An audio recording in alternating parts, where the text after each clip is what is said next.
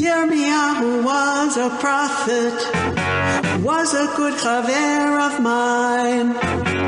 Never understood a single word he said, but we helped him to drink his yain. And we always have some mighty fine yain. Singing simchat le'olam, kol ha'yeladim now. Simchat to the dogim in the deep blue sea. Simchat to you and me. Yeah. Welcome to the Haftarah Plethora video podcast, where we might not bring joy to the world, but we do talk about prophets like Jeremiah, Isaiah, and Ezekiel. But sometimes we just like good old-fashioned stories. Good old-fashioned stories, huh? What do you think this is, Storyteller Plethora? Well, Rick, I do think that the Haftarot that we read and discuss fall into several categories: prophecy, social commentary, poetry, and narrative. Generally, when we read from the book of Judges, Samuel, and Kings, we're more likely to get an interesting narrative. And this week, reading from the second book of Samuel, we get a doozy of a story, or actually stories. But we'll get to that in a moment.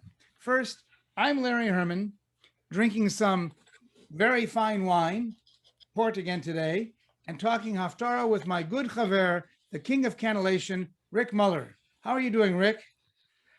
I'm okay. I'm settling into my new home in Westlake Village with Lauren, enjoying the sights and sounds of a almost rural living.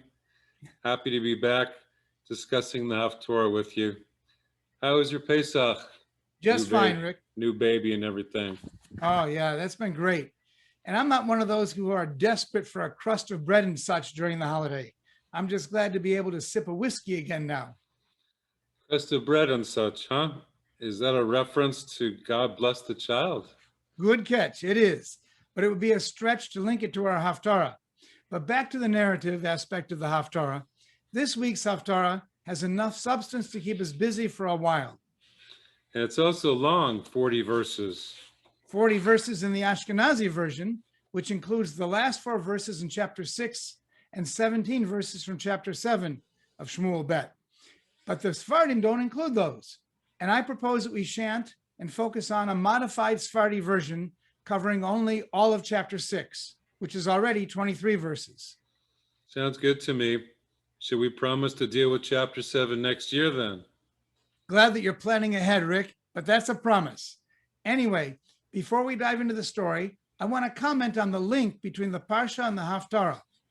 The commentary in Eitz Chaim makes the point that the Parsha includes the shocking death of Aaron's sons, Nadav and Avihu, while the Haftarah includes the equally perplexing death of Uzzah. All three are struck down by God as they seem to be engaged in a holy activity. Nadav and Avihu are preparing an offering, and Uzzah, transporting the holy ark, prevents it from falling off the cart. Kind of why bad things happen to good people, stories, right? Absolutely, Rick. A lot of drush material here on the unintended consequences of well-intentioned acts. And I have no doubt that the similarity of the two stories is what links the Haftarah and the Parsha. But also remember that we're in the middle of reading from Vayikra or Leviticus for our Torah reading. There are, in fact, only 2 very brief narrative stories in the entire book of Leviticus, and the death of Nadav and Avihu is one of them. What's the other? It's the story of the blasphemer, the son of Shlomit and the grandson of Divri, that we will read in Parshat Emor.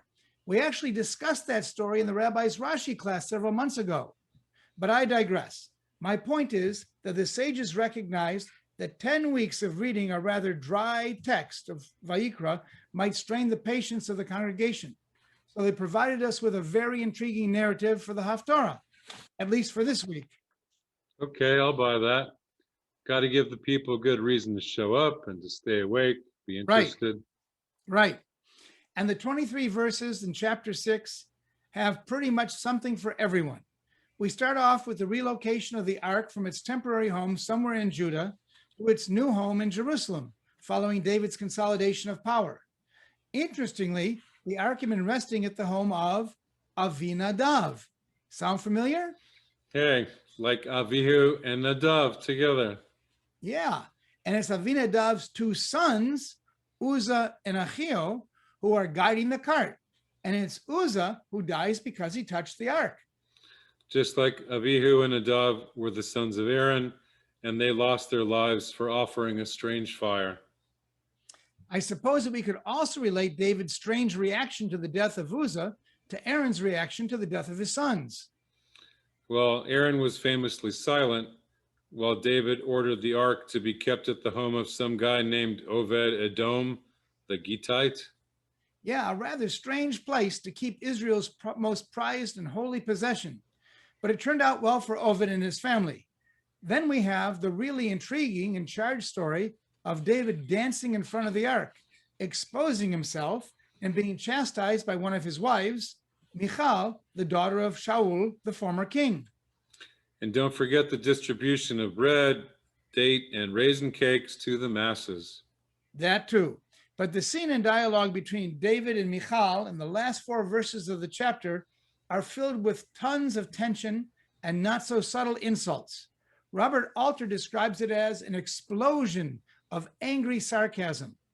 What should have been a crowning achievement for David, bringing the ark to Jerusalem, ends with strife and accusation within his household. We don't always know what's going on behind the scenes for the powerful. No, we don't. But we do know what's going on with the trope sometimes, because I'm going to tell you. Rick, please do. So the high drama of the story is matched by an abundance of special trope. Even though we don't have any pasers, the rarest, we do have a few Zarka Segols, Zakef Gadols, Darga Tavir combinations, and your favorite, the Kadma Viazla. Thank you for that, Rick. Glad you appreciate what I like. Uh-huh. All right, so we'll only chant chapter 6 for this year, and we'll divide it up as follows. Let's start with verses 1 through 12, which describe the movement of the ark, the death of Uzzah, and the resumption of the procession 3 months later. Then we'll chant verses 13 through 19, which describes David's rather exotic dancing as he accompanies the ark into Jerusalem. And we'll conclude with the final 4 verses, which the Sephardim do not read, that recount the tension-filled conversation between David and Michal. Rick, any thoughts on the first part, the first 12 verses? What jumps out to me is verse 3, Vayarkivu, the Azla Geresh, which is pretty rare. They loaded the ark, so it's all about the ark. The next sentence, Vayisa'uhu, they conveyed it. That's a revia, it's a fairly common trope, but all the action being in one word, it shows subject and verb and object all in one verb, all in one word. So that shows where the action is, the trope there in the beginning of verse 3. Verse 6, Uzzah reaching out with his hand, Vayishlach Uzzah, that's the act that's going to get him killed, unfortunately, and he was just trying to do his best, but there's the action there.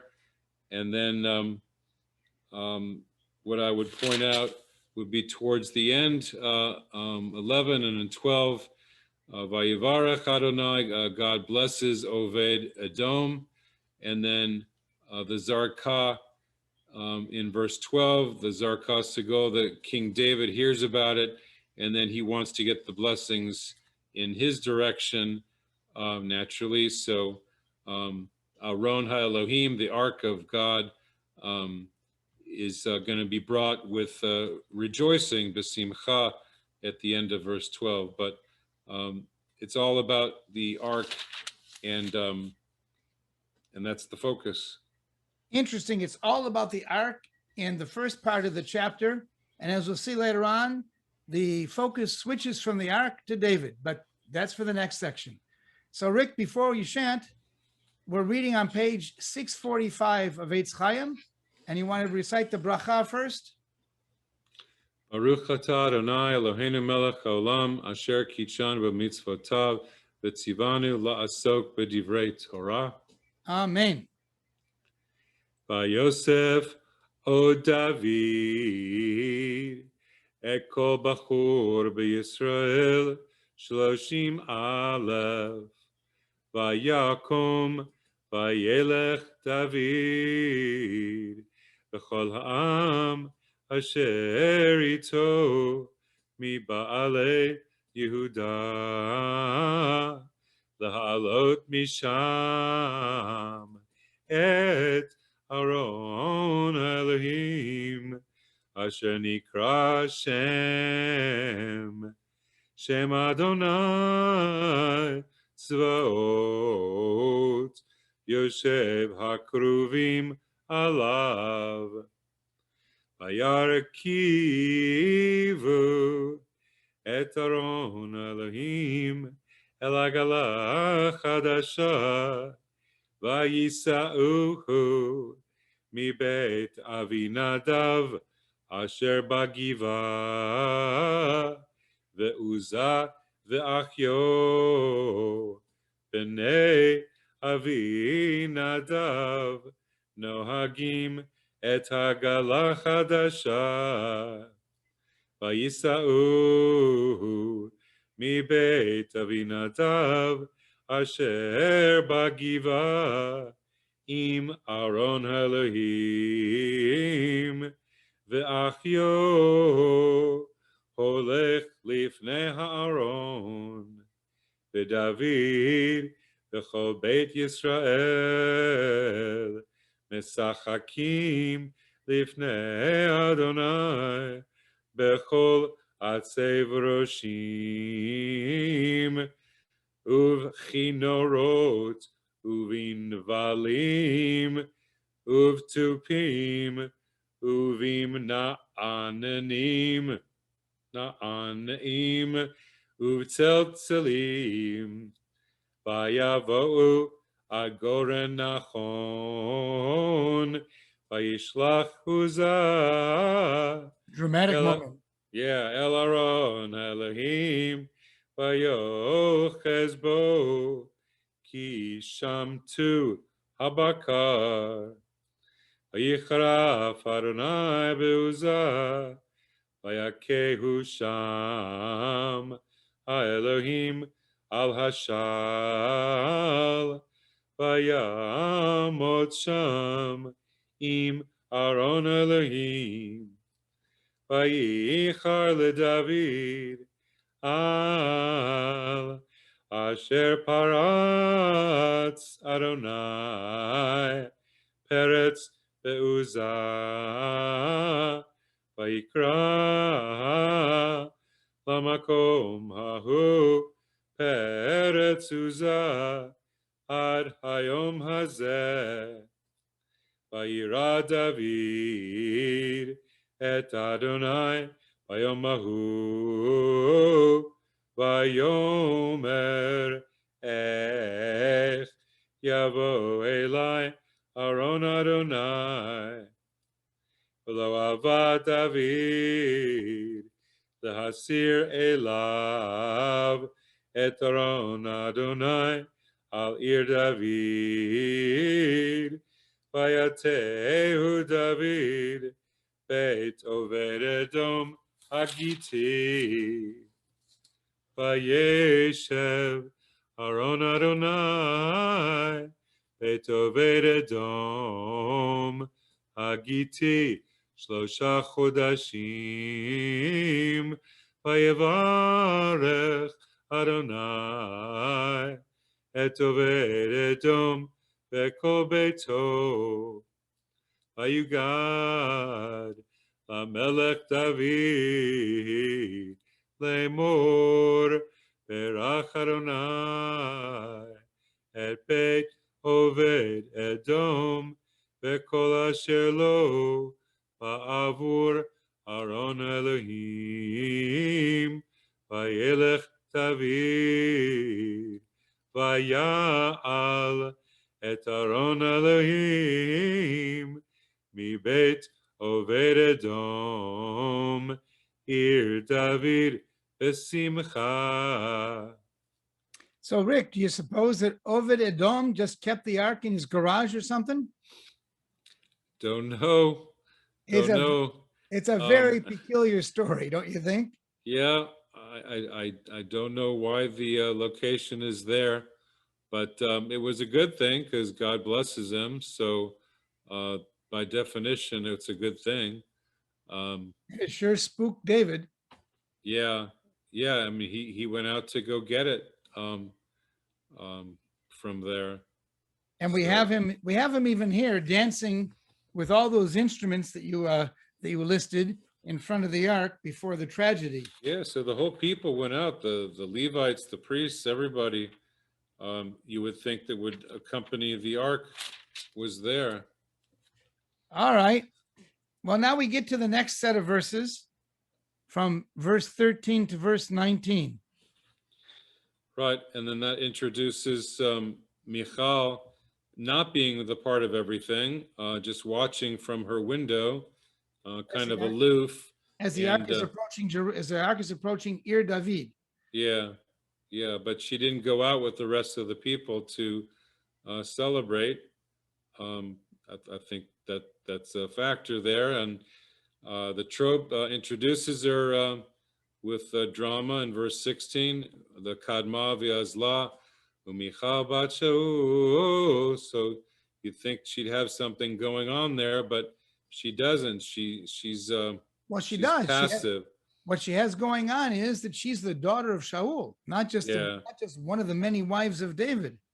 Right, and she doesn't like the way David is acting, as we'll find out in a few more minutes. Yeah. And then verse 19 has special trope on how David sacrifices offerings and he distributes food to the people and makes it a real celebration.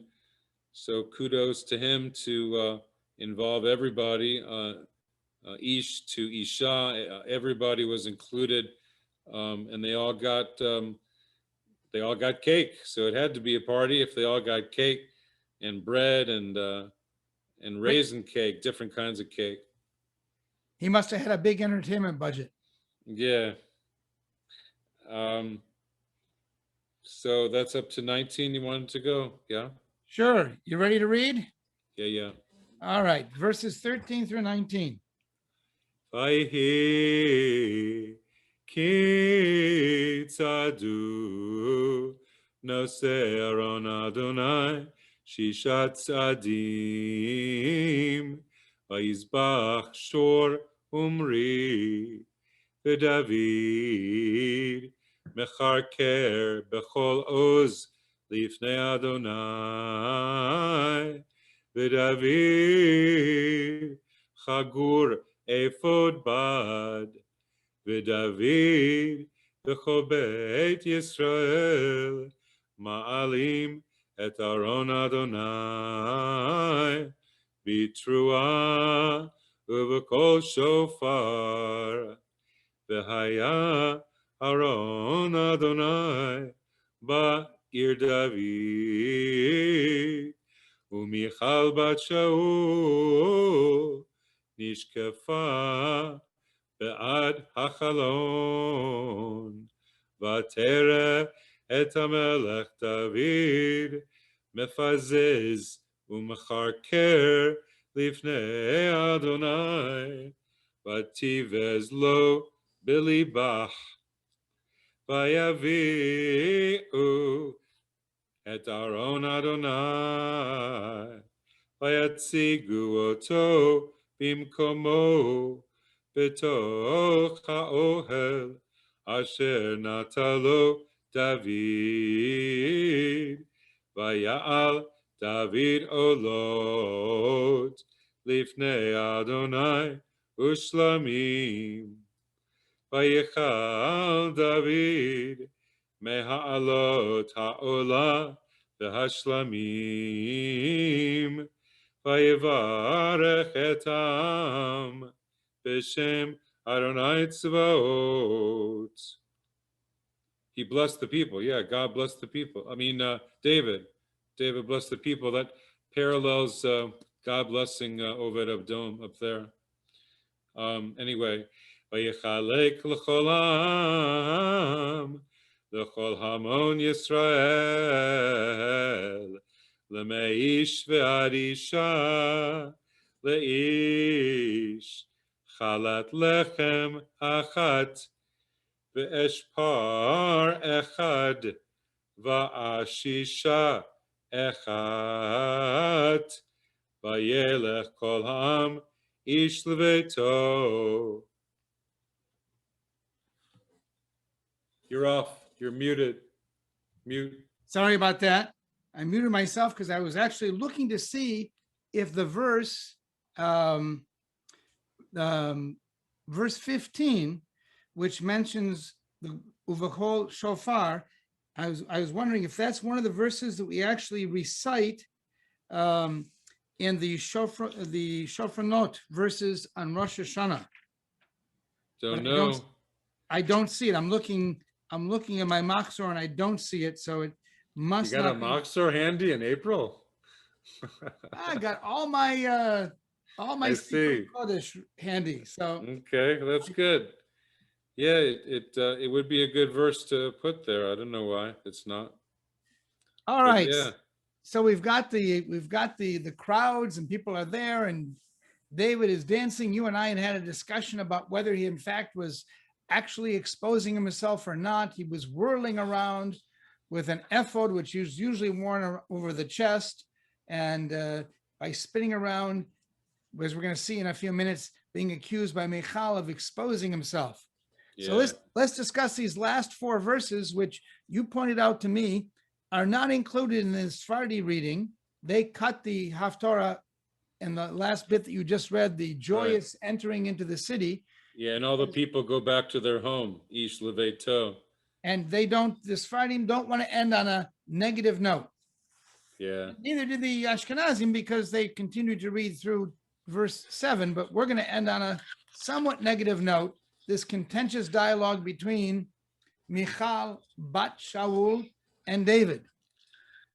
yes, yeah, and the Kadma V'Azla, the drama of Michal challenging David. The translation you had from Alter Manich Bad Hayom, how you honored yourself today. Yeah. Right. It's dripping with sarcasm as she says to him, how you honored yourself, king of Israel, exposing yourself in front of all of these foreign slave girls. Yeah. Just dripping with bitter sarcasm and criticism. Yeah. And then in 21, with the Zarka Sigol, the drama of the trope there, he answers her and he says, well, you didn't like what I was doing, so you can be by yourself. I'm not going to be with you that way anymore. And he reminds her that he is now king. Instead, he was chosen by God to be the king instead of her father. Yeah. So a very contentious household squabble. And in truth, there's lots of commentary on these verses and on the history of Michal and the future of Michal and the relationships between the two of them. And maybe next year, even though we'll be reading chapter 7 for sure, we can have more discussion of this relationship. But Rick, why don't you read those last four verses for us? Take us home. Okay. Verse 20, right? Yes. Vayashov David levarech et beito vatetze Michal bat Shaul likrat David vatomer manich bar hayom melech Yisrael asher nigla hayom le'enei Amhot avadav kehigalot niglot achad harekim vayomer David el Michal lifnei Adonai asher bachar bi me'avich umikol beito letzavot Oti Nagid Alam Adonai Al Yisrael V'sichakti lifnei Adonai. Unkaloti od mizot, v'hayiti shafal be'enai, ve'im ha'amahot asher amart imam ikaveda, u'michal bat Shaul lo haya lach yaled ad yomotah. Very nice. And Rick, just to clarify, it doesn't mean that she actually died. It simply says that she didn't have any children until the day of her death. Yeah. Anyways, thank you for that great reading. A lot of drama in there. We wish everybody a Shabbat Shalom and looking forward to next week, a happy Yom HaAtzmaut. And we want to give thanks to our technical advisor and our Kasilian expert, Yeah, I Norm saw Gar. that word. You like that word? Yeah, that's a new word for me today. You looked it up? No, I'm guessing it has to do with frogs. It certainly does. It's someone who knows about frogs, the study of frogs. And we really do want to hear from all of you. So note our emails below. Let us know what you think. Bye-bye. Bye-bye. Shabbos.